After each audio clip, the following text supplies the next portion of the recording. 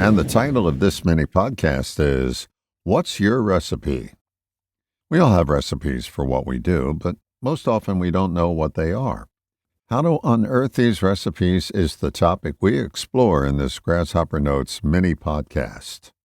I've mentioned her before, but the best lesson I got on recipes came from a neighbor who made delicious brownies. People raved about her mouth-watering delights, and many of them asked for the recipe. She didn't have it written down, but verbally gave it to anyone who made a request. The problem was, nobody's brownies tasted as good as Barbara's, even when using her recipe.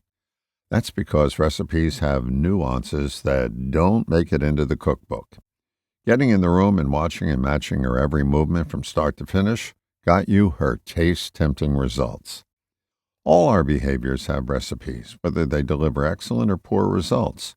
The useful behaviors don't need much investigation, but the ones not up to snuff do. The tried-and-true method for getting in the kitchen with the behavior generator is reverse or backwards engineering. That means to find your way back to the stepping stones that led you here. This is more than finding out about the history of a particular behavior. It's a tinkering process with the steps that got you here. What steps did you practice over and over until they became second nature? Was it something your parents drilled into you like money doesn't grow on trees or eat everything on your plate? Or was it something you saw somebody else repeatedly do that you wanted for you? Both are ingredients for generating behaviors. Once you find the initial ingredient, work your way forward. You'll discover other steps that got you here. This is where the nuance comes in.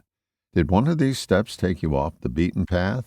If so, this is when to take corrective action. Aha! Too much sugar. Adjust the amount and get back on track towards an award-winning recipe. It's valuable to find out where you went astray and make adjustments to that walkway. Just a little investigation and some action-changing perspiration will get you to replicate Barbara's taste sensations. All the best, John.